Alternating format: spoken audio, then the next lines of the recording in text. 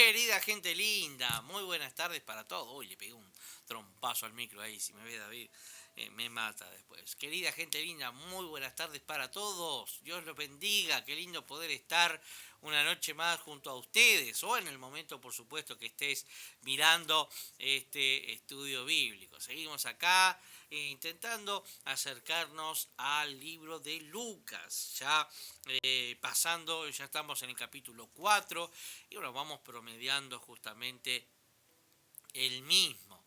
Así que bueno, es un gozo para nosotros poderlos tener miércoles tras miércoles junto a nosotros. Pedimos disculpas por algunos videos que salieron mal.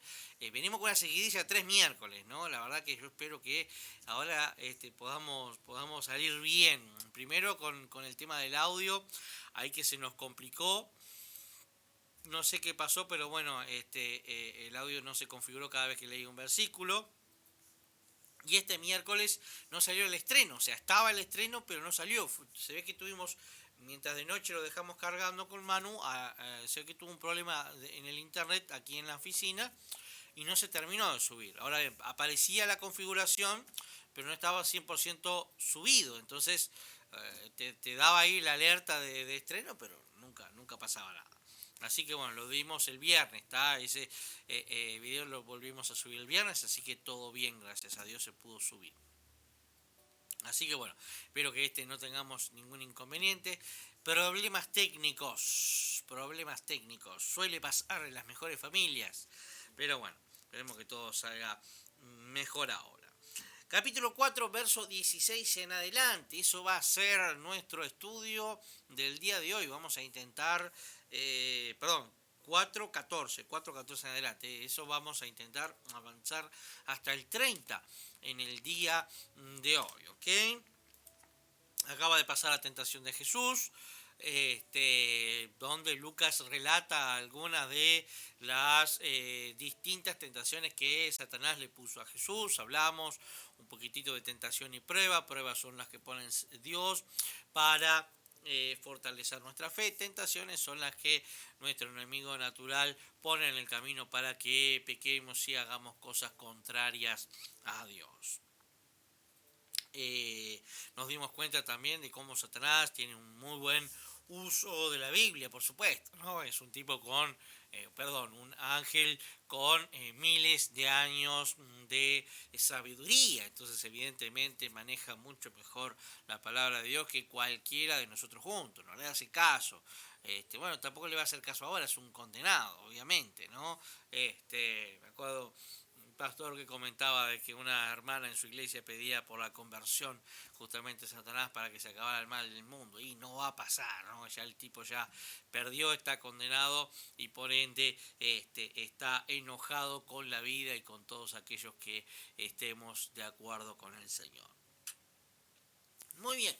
Vamos ahora sí al verso 14, que pasa cuando termina esta etapa de 40 días en el desierto de Jesús, esta no solamente abstinencia social, sino también de alimentos, que fue lo que le pasó al Señor. Con el poder del Espíritu Santo, dice el verso 14, Jesús volvió a Galilea y su fama se difundió por todos los lugares vecinos. Ya empezamos a ver que acá tenemos a un hombre que cada día tiene más capacidad y más autoridad justamente para hablar a las demás personas, ¿no? Y su fama se empezó a propagar por todos lados. Y esto es lo importante. Jesús, en sus 3 años de ministerio, se entiende que eso fue lo estimativo de su ministerio, tuvo una fama tremenda, inclusive en regiones aledañas a la provincia de Judea. Jesús seguía teniendo esa fama, ¿no? Así que hablamos de alguien hiper conocido. Enseñaba en las sinagogas de ellos y todos lo glorificaban, y todos los glorificaban.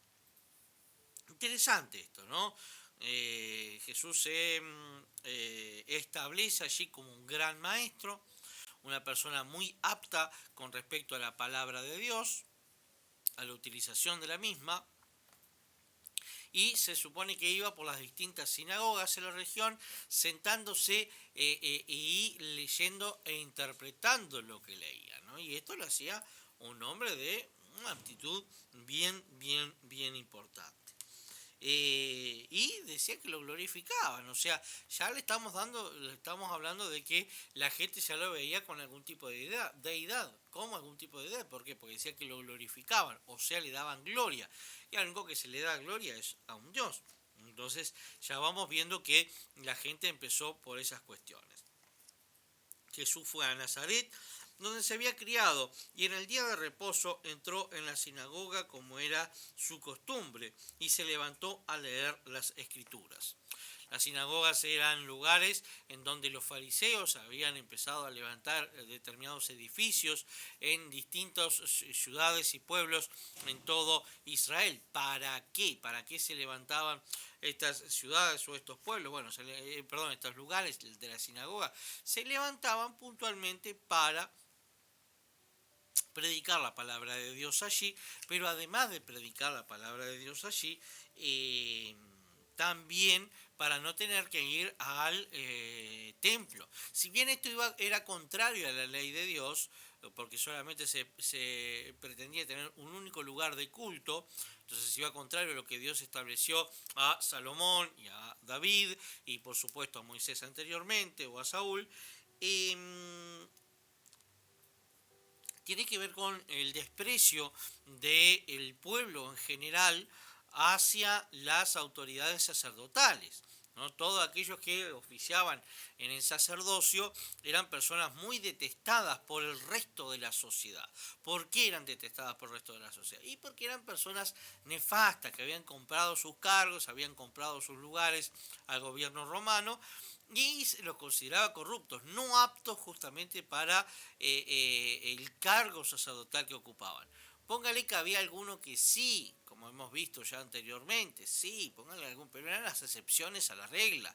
No era la regla justamente esa, por el contrario, la regla era que cualquier persona con un poquitito de plata podía pararse justamente atrás de un púlpito y predicar sobre cualquier tema, ¿no? O sea, con plata se arreglaba el tema.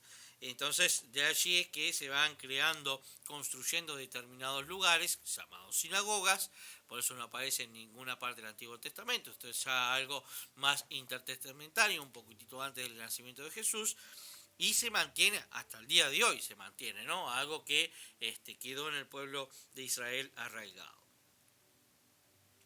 Dice que después que, bueno, volviendo a la sinagoga, todo el mundo venía, los hombres, no estaba permitida la entrada de mujeres a las sinagogas, las mujeres y los niños eran considerados en la sociedad judía como lo más bajo que podía haber de la sociedad. Esto es muy interesante, gracias a Dios hoy ya no es así, sino por el contrario. Y todos estaban sentados, salvo aquel que fuera a compartir la palabra.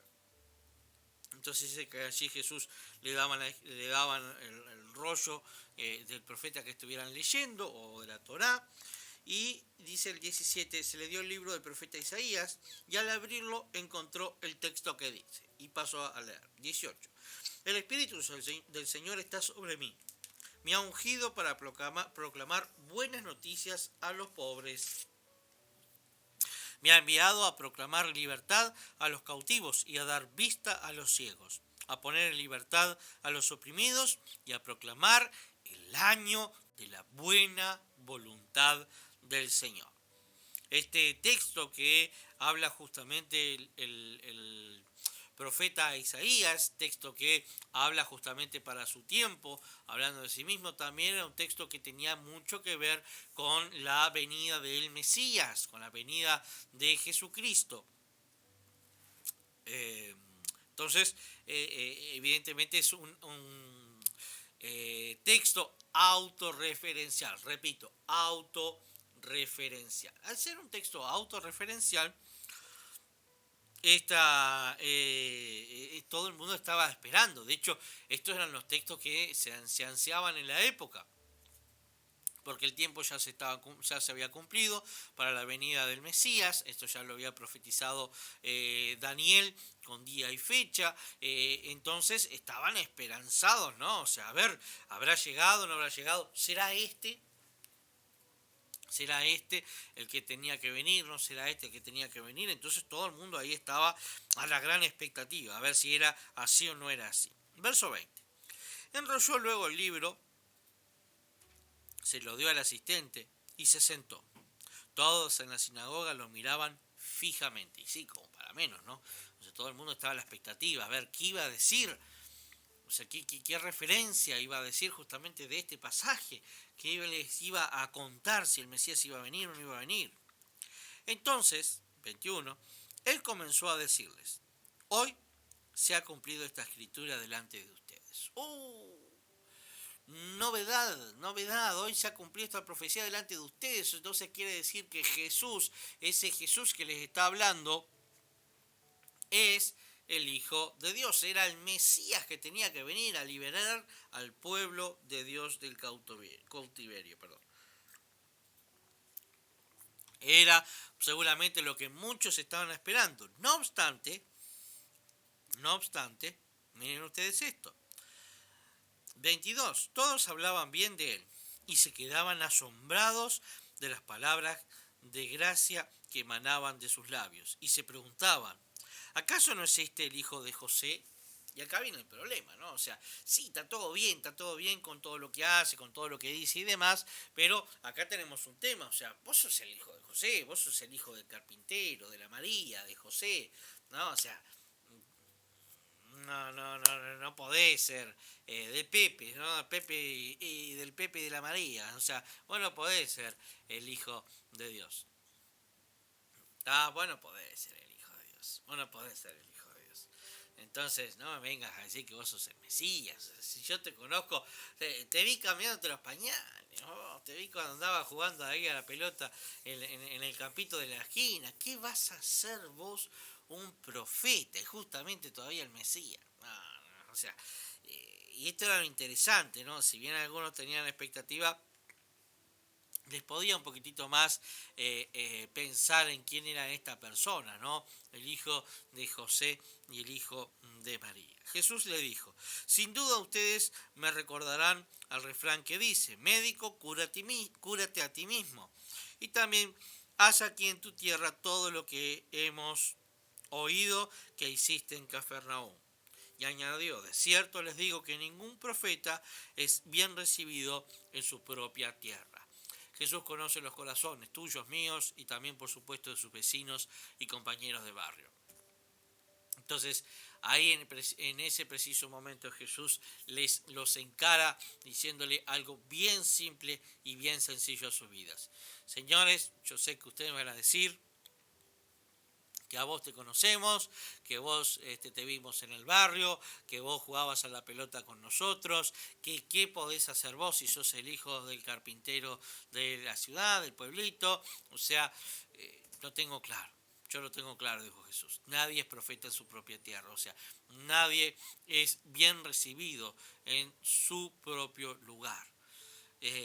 Como extranjero tengo que decir que sí, que esto es bien claro, ¿no? O sea, sí, la verdad que sí. Nadie es bien recibido en su propio lugar, ¿no? O sea, esto es algo que hasta el día de hoy, después de casi 2000 años, o sea, parecería que más o menos medio normal o común. Por eso Jesús ya les advierte, ¿no? Ya sé lo que piensan ustedes, ya sé lo que hay en sus corazones, ya sé cómo viene la mano, quédense tranquilos, yo toco esta y me voy de acá del barrio, quédense tranquilos. 25. A decir verdad, en los días de Elías, cuando durante 3 años y medio el cielo se cerró y hubo mucha hambre en toda la tierra, habían muchas viudas en Israel. Pero Elías no fue enviado a ninguna de ellas, sino a una viuda de Serepta de Sidón. Va a mencionar algunos ejemplos y en este caso empieza con Elías justamente, ¿no? Y interesante, o sea, ¿qué pasa? Elías es mandado fuera de Israel, fuera de la tierra de Israel, a un lugar donde se supone que no lo deberían conocer porque no eran judíos en sí, tal vez que temerosos de Dios, pero no judíos, y allí justamente le iban a dar de comer en esos días al amigo Elías, ¿no? Entonces el Señor dice, bueno, Elías le pasó también, o sea, en los tiempos de la sequía, esos 3 años y medio que no llovió, Dios no lo guardó en un lugar, en una casa, en un hogar de conocidos, sino que por el contrario lo mandó bien lejos a lugares donde no hubieran judíos que lo conocieran. Y sigue otro ejemplo, ¿no? Y en los días del profeta Eliseo había también muchos leprosos en Israel, pero ninguno de ellos fue limpiado, sino Naamán el sirio. Y esto era más problemático todavía. Tal vez que el ejemplo de Elías, bueno, está, broma un poco, pero tampoco la pavada. Pero el tema de Eliseo, puntualmente, sana a un general, el general máximo del ejército sirio. Eran unos asesinos esos tipos, realmente eran una nación nefasta. Y no solamente que era una nación nefasta, sino que se lo catalogaba como un ejército realmente extremadamente agresivo que asesinaba en una forma brutal a todos los imperios que caían bajo su nombre. Y justamente dice que Eliseo no sanó a ningún leproso del pueblo de Israel, sino que sanó a Naamán. Y esto es interesante, ¿no? ¿Por qué le digo que eso es interesante? Y porque ahí se enoja. O sea, allí justamente hay un enojo de parte de el pueblo de Israel en ver justamente cómo Dios bendecía a través de las manos de Eliseo a un enemigo del pueblo de Israel. Entonces esto no era muy bien considerado justamente dentro del pueblo en aquel momento. 28. Al oír esto, todos en la sinagoga se enojaron mucho y se broncaron con el tipo. ¿Quién te crees que sos? La última Coca-Cola fría del desierto, dicen algunos. ¿Quién te crees que sos para venir a decir justamente lo que estás diciendo? ¿Quién te crees que sos? Deja de embromar justamente. Entonces le decían, a ver, o sea, si sabemos que sos el hijo del carpintero, dejate cosas raras, dejate de estar tonteando con esto de que ahora vos sos el elegido y todas esas cosas raras, andate de acá, rajá de acá en forma inmediata porque te vamos a matar, te vamos a linchar entre todos. 29. Se levantaron, lo echaron fuera de la ciudad y lo llevaron hasta la cumbre del monte sobre el que estaba edificada la ciudad para despeñarlo. Parece que lo quisieron linchar, ¿no? Esto es un linchamiento generalizado. La bronca hacia Jesús fue grande, pero grande de verdad. Entonces, como la bronca era grande, bueno, vamos a echarlo a este tipo y vamos, no solamente lo vamos a echar de la sinagoga, que nunca más entre, o del pueblo, lo vamos a matar directamente porque lo que está diciendo es ya un montón de verduras que no se la podemos dejar pasar, ni a él ni a nadie. Y por último, el 30, pero él pasó por el medio de ellos y se fue. Bueno, acá hay un acto milagroso. ¿Por qué digo que acá hay un acto milagroso? Justamente porque dice que a pesar de que la muchedumbre estaba toda enfurecida, a pesar de que todo el mundo lo quería matar, asesinar en esos momentos, porque él mismo se decía que sí, que era el Mesías, el Hijo de Dios que había venido a la tierra. Por el otro lado les decía, miren que yo acá, y por la incredulidad de ustedes, porque ustedes mismos me estaban diciendo que yo era el hijo del carpintero, muchas cosas no voy a poder hacer, muchos milagros no voy a poder hacer entre ustedes, porque ustedes son medios incrédulos conmigo. Voy a hacer cosas mayores en otros lugares. Por eso justamente como lo quieren linchar, lo quieren ejecutar en ese mismo instante, el Señor Jesús se supone que empieza su ministerio de esta forma, yéndose, teniendo que salir de Nazaret porque lo están echando. Y en ese preciso momento de despeñarlo, pasa algo bien interesante. Lo que está pasando es que por una actitud milagrosa, lo podríamos entender así, Jesús pasa por el medio de la muchedumbre y se va. No lo matan, no lo despeñan. Interesante, totalmente interesante esta situación. Qué importante es que justamente cuando esta situación de da, cuando Dios habla a través del que sea, pero son palabras de Dios de verdad, uno no cuestione esas palabras, sino que uno aprenda a escuchar el mensaje soberano de Dios para nuestras vidas. ¿Por qué? Porque Dios tiene palabras, tiene buenas palabras para nosotros, pero a veces utiliza a personas que a nuestros ojos no son dignos de ser utilizados, y eso es de vuelta a nuestros ojos, no tiene nada que ver con lo que Dios tiene para nuestras vidas. Que Dios te bendiga y aprendamos a escuchar siempre la palabra de Dios, independientemente de quién provenga. Vamos a estar orando en esta noche y agradeciendo a Dios por su palabra y por su bendición. Señor, Padre, te damos gracias, Dios, en esta hora. Señor, te pedimos, Señor, que tú bendigas tu palabra. Señor, gracias, Señor. Gracias por poder leerla y por poder entender ese principio de ministerio que tuviste allí en el capítulo 4, Dios. Gracias, Señor. Gracias te damos y queremos siempre, Señor, estar dispuestos a escuchar tu palabra, Señor, independientemente de quién venga. Ayúdanos a escucharla, Señor. En tu santo nombre te lo rogamos, Jesús. Amén y amén. Que Dios te bendiga. Nos vemos en el próximo encuentro. Chau, chau.